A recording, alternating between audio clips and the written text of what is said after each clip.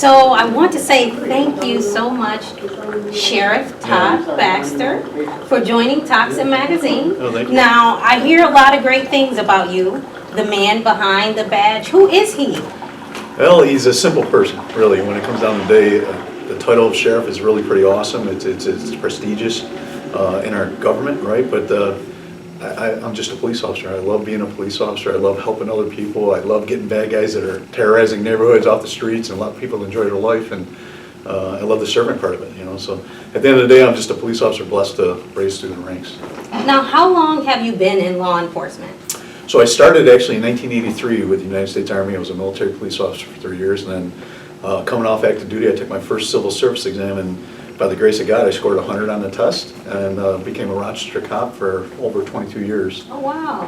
Where I was a captain, and then I went out to the town of Greece for a few years to work in what was considered a corrupt police department at that time, and my job was to go out there and try and straighten it out and work with the great cops that were still out there, that remained, and build community trust back in that law enforcement organization. And then 4 years ago I ran for sheriff, and been blessed to be elected sheriff.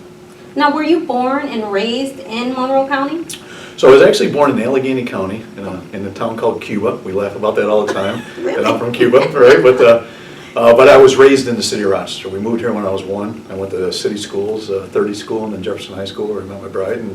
Oh, wow, that's amazing. Yeah, we both went to Jeff, so we're pretty proud of that. So tell me, how do you manage to police in 2021? Yeah.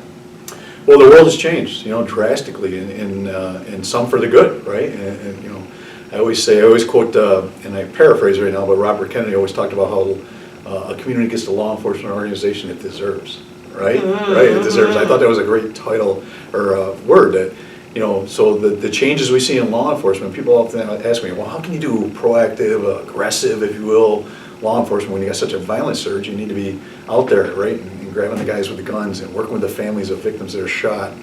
But at the same time, do the reforms. And I don't think it's that difficult, you know. I think because we police the community, we are the community, so it's not an us versus them. So I find it a lot of work, but I don't find it that challenging. Every good cop has always been a community police officer. If they were good and held to a high standard in law enforcement, I can guarantee they know how to work. They knew how to work with their community they were policing.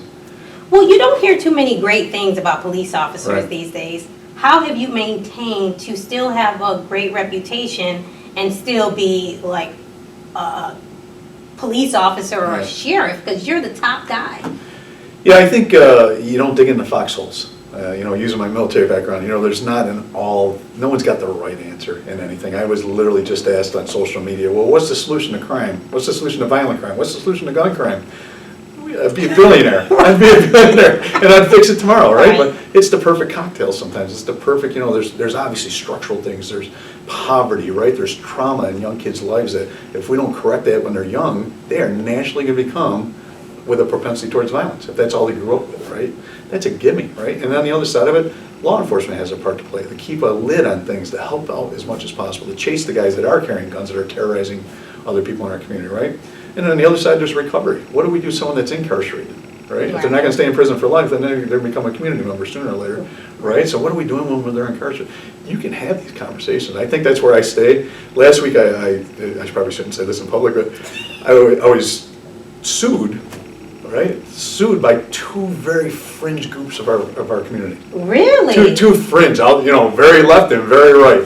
So what that tells me is that we're probably somewhere in the middle that people really expect law enforcement to be, right? We can't say all this and all that. And when people start talking like that, I usually want to tone them out, because, you know, when people start yelling, I have the solution to all the world's problems, I'm like, you probably really don't, you know? Right.